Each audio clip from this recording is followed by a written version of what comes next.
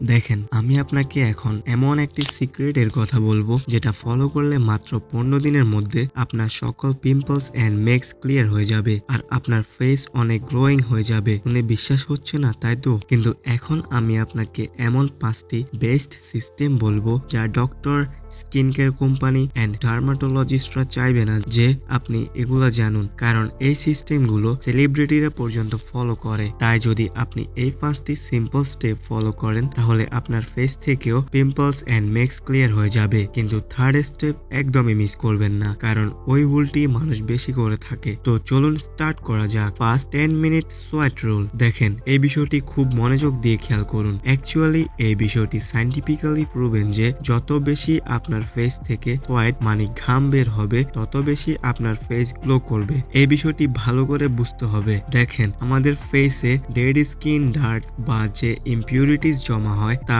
Dullness or pimples এর main reason. কিন্তু আমাদের ফেস যখন ঘামে তখন এটি ভিতর থেকে ওয়াশ হয়ে যায় এবং যত ডেড স্কিন এন্ড ইম্পিউরিটিস থাকে সেগুলো ঘামের সাথে বেরিয়ে যায়, আর সাথে সাথে ব্লাড সার্কুলেশনও ইমপ্রুভ হতে থাকে, আর যার কারণে আমাদের ফেসে বেশি অক্সিজেন, নিউট্রিশন এন্ড ব্লাড পৌঁছাতে পারে, আর এই কারণে ন্যাচারাল এন্ড রিয়েল গ্লো আসতে থাকে। আপনি নিজেও হয়তো খেয়াল করেছেন, যখন আপনি এক্সারসাইজ করেন বা অনেক ইন্টেন্স অ্যাক্টিভিটিস করেন তখন আপনার ফেস ঘামায়, এবং যখন আপনি ঘাম মুছে ফেলেন তখন ফেস অনেক বেশি ক্লিয়ার, ফ্রেশ এন্ড গ্লোয়িং লাগে। তো এটার জন্য অনেক সিম্পল দুটি স্টেপ আছে। ফার্স্ট হলো 10 মিনিট ওয়ার্ম টাওয়াল। একটা পরিষ্কার টাওয়াল নিন, ওটাকে গরম পানির মধ্যে ডুবিয়ে ভালো করে পানি জড়িয়ে ফেসের মধ্যে রাখুন, আবার ঠান্ডা হয়ে গেলে আবার সেম ভাবে 10 মিনিট করতে থাকুন যতক্ষণ না ফেসে সোয়েট বা ঘাম আসে। সেকেন্ড স্টেপ হলো 10 মিনিট ওয়ার্কআউট। যে কোনো সিম্পল ওয়ার্কআউট করুন, কিন্তু খেয়াল রাখবেন ফেস থেকে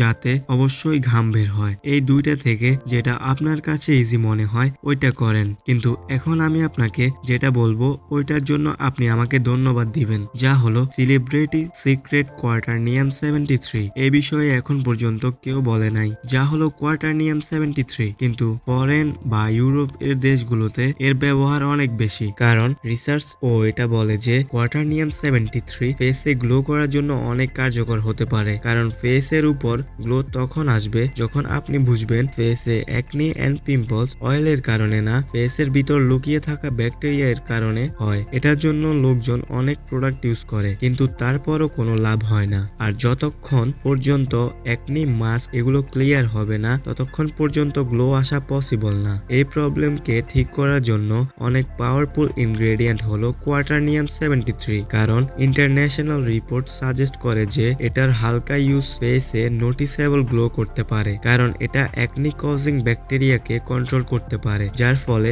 skin naturally cleaner, brighter and glowing দেখায়। আবার কোয়াটারনিয়ামকে যদি স্যালিসিলিক অ্যাসিডের সাথে ব্যবহার করা হয় তখন রেজাল্ট আরো বেটার কাজ করে, কারণ স্যালিসিলিক অ্যাসিড ত্বকের ভিতর থাকা অয়েল এবং ডার্টকে ডিপলি ক্লিন করে, আর কোয়াটারনিয়াম 73 ব্যাকটেরিয়াকে কন্ট্রোল করে। মানে এক ইনগ্রেডিয়েন্টস ক্লিন করে, আরেক ইনগ্রেডিয়েন্টস প্রবলেমকে গোড়া থেকে সলভ করে। বাট সমস্যা হলো কোয়াটারনিয়াম 73 বাংলাদেশে তেমন পাওয়া যায় না। বাট ডোন্ট ওয়ারি, আমি আপনাকে বলবো যে এটা আপনি কিভাবে পাবেন। তার আগে জানতে হবে সিএমএস মেথড। দেখেন, এটাই সবচেয়ে মেন পয়েন্ট, আর এখানেই 90% মানুষ ভুল করে বসে, আর এই কারণেই তাদের পিম্পলস ক্লিয়ার হয় না এবং ফেস গ্লো করে না। অনেক মানুষ সিএমএস মেথড ফলো ঠিকই করে কিন্তু ভুলভাবে, আর এই কারণেই কখনোই রেজাল্ট পায় না। তো দেখেন, ভালো করে শুনুন। সিএমএস এর ইম্পর্টেন্ট পার্ট হলো সি, ক্লিনজার মানে ফেস ওয়াশ, কিন্তু এই ক্ষেত্রেই মানুষ বেশি ভুল করে। যদি আপনি সঠিক ফেস ওয়াশ ইউজ না করেন কিংবা যেটা পান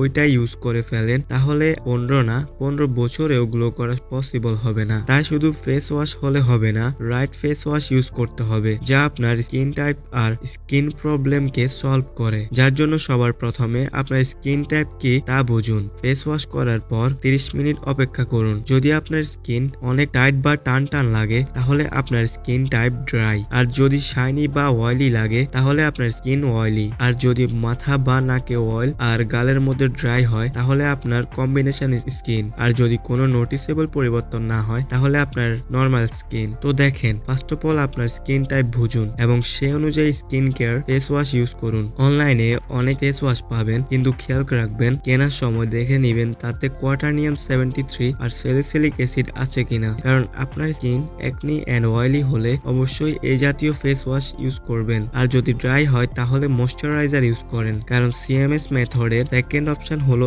এম মানে ময়শ্চারাইজার। দেখেন ময়শ্চারাইজারের কাজ শুধু একটাই, আপনার ফেসকে প্রপার ময়শ্চার দেয়া। যখন স্কিন ময়শ্চার হয় তখন ফেস গ্লোয়িং এন্ড নোরিশড লাগে, আর না হলে স্কিন ড্রাই লাগে। তো ভয় পাওয়ার কিছু নাই, জাস্ট এমন একটা ময়শ্চারাইজার ইউজ করেন যেটা ফেসকে না অয়েলি বানায় না ড্রাই এন্ড পিম্পলস করে। তাই মার্কেট থেকে যে কোনো সিম্পল বেসিক ময়শ্চারাইজার নিয়ে নিন। সিএমএস এর এস হলো সানস্ক্রিন। দেখেন সানস্ক্রিন ডেইলি লাগানো ইম্পর্টেন্ট না, শুধু তখন লাগান যখন আপনি বাইরে ঘুরতে যান যেখানে অতিরিক্ত রোদ থাকে। আর ট্রাই করবেন যে সানস্ক্রিনই হোক না ওটা যাতে SPF 50+ হয়। আর যদি আপনি সানস্ক্রিন আর ময়শ্চারাইজার আলাদা আলাদা না নিতে চান তাহলে আপনি শুধু একটা সানস্ক্রিন নিতে পারেন আর তাকে ময়শ্চারাইজারের মতো ইউজ করতে পারেন। শুধু এটা খেয়াল রাখবেন যে আপনার সানস্ক্রিন ভালো এবং ফেস ফ্রেন্ডলি হয়, যাতে ওটা আপনার স্কিনকে প্রোটেক্ট করে আর ড্যামেজ না করে। চলুন এবার ফোর্থ টিপসে যাই। সত্যি বলতে এটা এমন একটা টিপস যা প্রতিটা মানুষ ইগনোর করে, আর এই কারণেই ম্যাক্সিমাম লোকের স্কিন ড্যামেজ হয়। ফোর্থ টিপস হলো 2 টাওয়াল রুল। 2 টাওয়াল রুল মানে হলো আপনার ফেস এবং বডির জন্য আলাদা আলাদা টাওয়াল রাখুন, কারণ যে টাওয়াল আপনি বডির মধ্যে ইউজ করেন তাতে সোয়েট, ডার্ট আর ব্যাকটেরিয়া বেশি থাকে। এই কারণে আপনি যদি ওই টাওয়াল ফেসে ইউজ করেন তাহলে ওই ব্যাকটেরিয়া আপনার ফেসে চলে যায়, যার কারণে পিম্পলস ব্রেক আউট হয়ে যায় এন্ড স্কিন খারাপ হতে থাকে। এই কারণে আপনি সবসময় ফেস ওয়াশ করার পর আলাদা টাওয়াল ইউজ করেন, যেটা অনেক ক্লিন হয়। আর ফেসকে টাওয়াল দিয়ে কখনোই রাব মানে ঘষবেন না। আরো একটি কথা, প্রতি সপ্তাহে 3 থেকে 4 বার টাওয়ালকে ওয়াশ করবেন। যদি আপনি 2টা টাওয়াল ইউজ না করেন বা সপ্তাহে 2-3 বার না ধুতে পারেন তাহলে আপনি চাইলে টিস্যু পেপার ইউজ করতে পারেন। তো এই ছোট হ্যাবিট যদি আপনি 15 দিন ঠিকমতো ফলো করেন তাহলে নোটিসেবল পরিবর্তন দেখতে পাবেন। কিন্তু এখন আমি যেটা বলতে যাচ্ছি, যদি আপনি এটা ফলো না করেন তাহলে গ্লোয়িং স্কিনের কথা ভুলে যান, কারণ এটাই হলো মেইন পয়েন্ট যেটাকে সব সময় ঠিক রাখবেন। 2012-এ একটি সায়েন্টিফিক স্টাডি প্রুভ করে যে যা আমরা খাই তা আমাদের স্কিনে দেখা যায়। ওই স্টাডি এর মধ্যে ডাক্তাররা কিছু মানুষদের বেশি বেশি ফুড এন্ড ভেজিটেবলস খাওয়ায়, তারপর তাদের স্কিনের কালার মেজার করে, আর রেজাল্ট দেখা যায় যে জায়গাগুলো লালচে বা কালো ছিল ওইগুলো ভিজিবলি ইমপ্রুভ হয়ে যায়, মানে স্কিন ন্যাচারালি গ্লো করতে থাকে। এই চেঞ্জ মেলানিন বা টেন এর কারণে হয় নাই, হয়েছে ক্যারোটিনয়েডস, ফ্রুটস আর ভেজিটেবলস এর কারণে। তারপর রিসার্চাররা বিফোর আফটার ফটো অবজারভারদের দেখায়, আর অবজারভাররা অবজার্ভ করে যে আফটারওয়ালা ফটো বেশি হেলদি এন্ড অ্যাট্রাকটিভ দেখাচ্ছে। মানে এটা সায়েন্টিফিক্যালি প্রুভ করে যে আমাদের ডায়েট আমাদের স্কিনকে গ্লোয়িং করে। তো সিম্পল বিষয় হলো healthy diet is equal to naturally glowing and attractive skin. আর এই কারণে আপনাকে 15 দিন junk food, oily food, sweets and packets food totally off করে দিতে হবে। আর যদি আপনি আসলেই রেজাল্ট চান তাহলে চিনিকে টোটালি অফ করে দেন, যাতে আপনার মনে হয় যেন চিনি বলতে কিছু নেই। কারণ বেশি সুগার খাওয়ার ফলে